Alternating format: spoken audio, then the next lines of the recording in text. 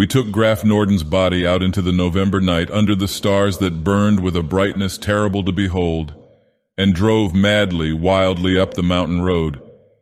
The body had to be destroyed because of the eyes that would not close but seemed to be staring at some object behind the observer, the body that was entirely drained of blood without the slightest trace of a wound, the body whose flesh was covered with abhorrent luminous markings, designs that shifted and changed form before one's eyes. We wedged what had been Graf Norden tightly behind the wheel, put a makeshift fuse in the gas tank, lit it, then shoved the car over the side of the road where it plummeted down to the main highway, a flaming meteor. Not until the next day did we realize that we had all been under Doreen's spell. Even I had forgotten. How else could we have rushed out so eagerly, leaving him to gloat over his triumph? From that terrible moment when the lights came on again and we saw the thing that had, a moment before, been Graf Norden, we were as shadowy, indistinct figures rushing through a dream. All was forgotten save the unspoken commands upon us as we watched the blazing car strike the pavement below, observed its demolition, then tramped dully, each to his own home. When the next day partial memory returned to us and we sought Doreen, he was gone. And because we valued our freedom, we did not tell anyone what had happened, nor try to discover whence Doreen had vanished. We wanted only to forget. I think I might possibly have forgotten had I not looked into the Song of Iste again. With the others, there has been a growing tendency to treat it all as illusion, but I cannot. I have learned a small part of reality. For it is one thing to read of books like the Necronomicon, Book of Abon, or Song of Iste, but it is quite different when one's own experience confirms some of the dread things related therein. Many have read excerpts from the Necronomicon, yet are reassured by the thought that Alhazred was mad. What if they were to discover that, far from being mad, Abdul Alhazred was so terribly sane that others dubbed him mad simply because they could not bear the burden of the facts he uncovered? Of such truths I found one paragraph in the Song of Iste and have not read farther. The dark volume, along with Norden's other books, is still on my shelves. I have not burned it. But I do not think that I shall read more, but let me tell you of Doreen and Graf Norden. For around these two lie the reasons for my reluctance for the further pursuance of my studies. I met Graf Norden at Darwich University in Dr. Held's class in medieval and early Renaissance history, which was more a study of obscure thought and often outright occultism. Norden was greatly interested. He had done quite a bit of exploring into the occult. In particular was he fascinated by the writings and records of a family of adepts named Dirka, who traced their ancestry back to the pre-glacial days.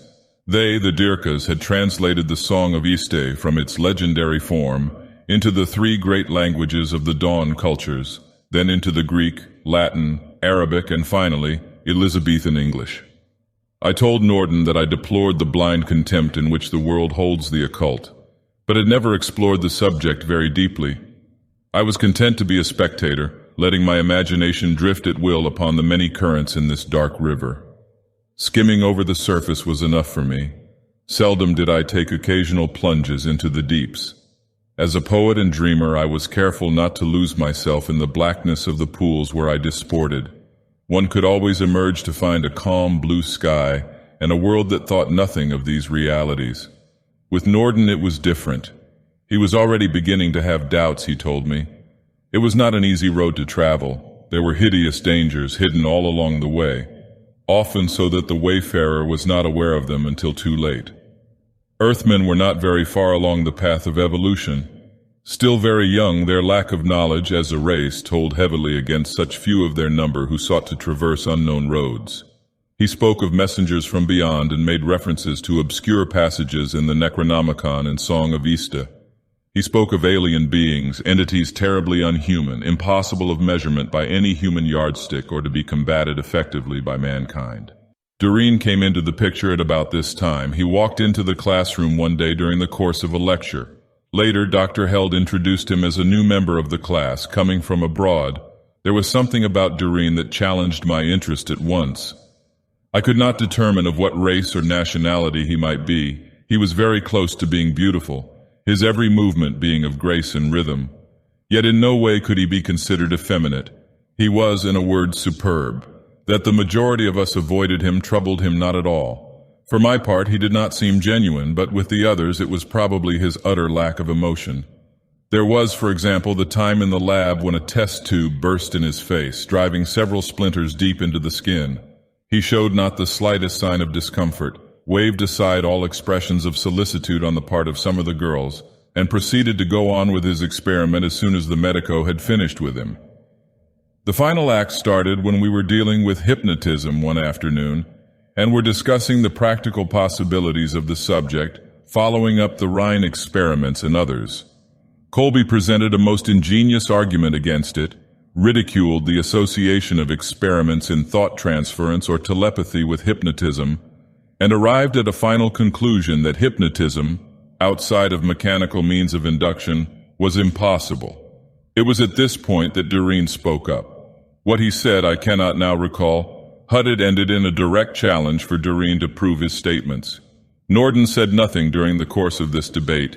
He appeared somewhat pale and was, I noticed, trying to flash a warning signal to Colby.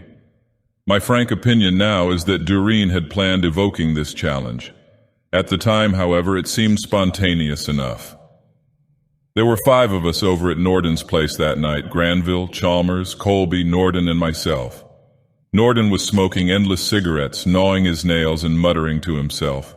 I suspected something irregular was up, but what, I had no idea.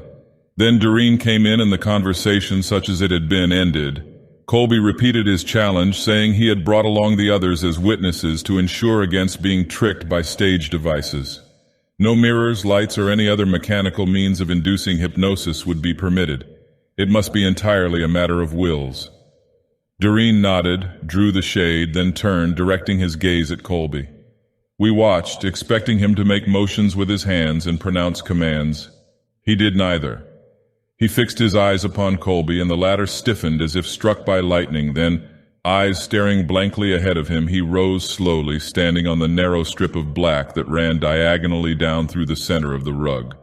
My mind ran back to the day I caught Norden in the act of destroying some papers and apparatus, the latter which had been constructed with such assistance as I had been able to give over a period of several months. His eyes were terrible, and I could see doubt in them.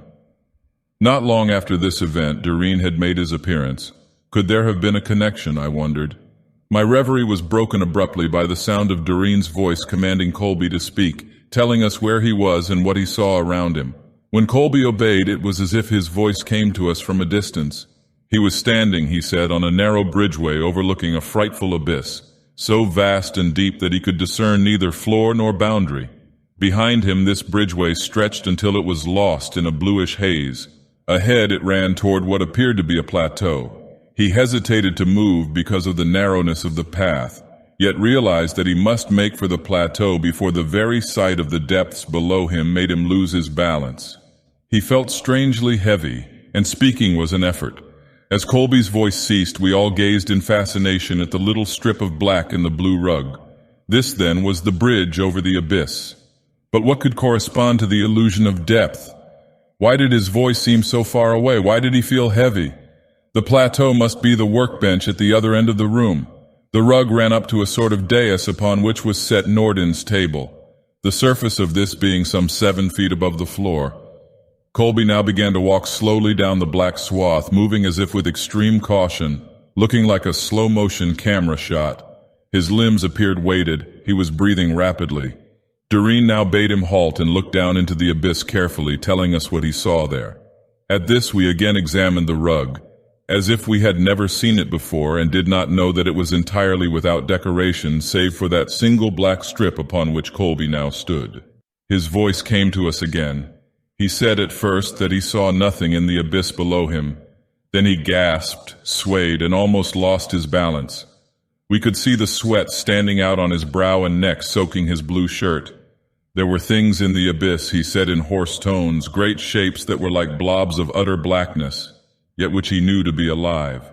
From the central masses of their beings he could see them shoot forth incredibly long, filamentine tentacles. They moved themselves forward and backward, horizontally, but could not move vertically, it seemed. They were, he thought, nothing but living shadows. But the things were not all on the same plane. True, their movements were only horizontal in relation to their position, but some were parallel to him and some diagonal. Far away he could see things perpendicular to him. There appeared now to be a great deal more of the things than he had thought. The first ones he had seen were far below, unaware of his presence, but these sensed him and were trying to reach him. He was moving faster now, he said, but to us he was still walking in slow motion. I glanced sidewise at Norden. He too was sweating profusely. He arose now and went over to Doreen, speaking in low tones so that none of us could hear. I knew that he was referring to Colby and that Doreen was refusing whatever it was Norden demanded. Then Doreen was forgotten momentarily as Colby's voice came to us again, quivering with fright. The things were reaching out for him. They rose and fell on all sides, some far away, some hideously close. None had found the exact plane upon which he could be captured. The darting tentacles had not touched him, but all of the beings now sensed his presence, he was sure, and he feared that perhaps they could alter their planes at will, though it appeared that they must do so blindly, seemingly like two-dimensional beings. The tentacles darting at him were threads of utter darkness. A terrible suspicion arose in me as I recalled some of the earlier conversations with Norden and remembered certain passages from the Song of Ista. I tried to rise, but my limbs were powerless. I could only sit helplessly and watch. Norden was still speaking with Doreen, and I saw that he was now very pale. He seemed to shrink away. Then he turned and went over to a cabinet, took out some object, and came to the strip of rug upon which Colby was standing. Norden nodded to Doreen, and now I saw what it was he held in his hand. A polyhedron of glassy appearance. There was in it, however, a glow that startled me. Desperately I tried to remember the significance of it, for I knew. But my thoughts were being short-circuited, it seemed, and when Doreen's eyes rested upon me, the very room seemed to stagger. Again Colby's voice came through, this time despairingly. He was afraid he would never reach the plateau. Actually, he was about 1.5 yards away from the end of the black strip and the dais upon which stood Norden's workbench. The things, said Colby, were close now. A mass of thread-like tentacles had just missed him. Now Norden's voice came to us, it too seemingly far away. He called my name. This was more, he said, than mere hypnotism. It was, but then his voice faded and I felt the power of Doreen blanking out the sound of his words. Now and then I would hear a sentence or a few disjointed words. But from this I managed to get an inkling of what was going on. This was not mere hypnotism, but actually trans-dimensional journeying. We just imagined we saw Norden and Colby standing on the rug, or perhaps it was through Doreen's influence. The nameless dimension was the habitat of these shadow beings. The abyss and the bridge upon which the two stood were illusions created by Doreen. When that which Doreen had planned was complete, our minds would be probed, and our memories treated so that we recalled no more than Doreen wished us to remember. He, Doreen, was a being of incredible power, who was using Colby and the rest of us for a nameless purpose. Norden had succeeded in forcing an agreement upon Doreen, one which he would have to keep. As a result, if the two could reach the plateau before the shadow beings touched them, all would be well. If not, Norden did not specify, but indicated that they were being hunted, as men hunt game. The polyhedron contained an element repulsive to the things. He was but a little behind Colby. We could see him aiming with the polyhedron. Colby spoke again, telling us that Norden had materialized behind him and had brought some sort of weapon with which the things could be held off. Then Norden called my name, asking me to take care of his belongings if he did not return, telling me to look up the Adambrali in the Song of Isti. Slowly, he and Colby made their way toward the dais and the table. Colby was but a few steps ahead of Norden. Now he climbed upon the dais and with the others' help made his way onto the bench. He tried to assist Norden, but as the latter mounted the dais, he stiffened suddenly and the polyhedron fell from his hands. Frantically, he tried to draw himself up, but he was being forced backward, and I knew that he had lost. There came to us a single cry of anguish, then the lights in the room faded and went out. Whatever spell had been upon us now was removed. We rushed about like madmen, trying to find Norden, Colby, and the light switch. Then suddenly the lights were on again, and we saw Colby sitting dazedly on the bench while Norden lay on the floor. Chalmers bent over the body in an effort to resuscitate him, but when he saw the condition of Norden's remains, he became so hysterical that we had to knock him cold in order to quiet him. Colby followed us mechanically, apparently unaware of what was happening. We took Graf Norden's body out into the November night and destroyed it by fire, telling Colby later that he had apparently suffered a heart attack while driving up the mountain road. The car had gone over and his body was almost completely destroyed in the Holocaust. Later, Chalmers, Granville, and I met in an effort to rationalize what we had seen and heard. Chalmers had been all right after he came around, had helped us with our grisly errand up the mountain road. Neither, I found, had heard Norden's voice after he had joined Colby in the supposed hypnotic stage. So it was as I thought, Doreen's power had blanked out the sound of Norden's voice for them completely. Nor did they recall seeing any object in Norden's hand, but in less than a week, even these memories had faded from them. They fully believed that Norden had died in an accident after an unsuccessful attempt on the part of Doreen to hypnotize Colby.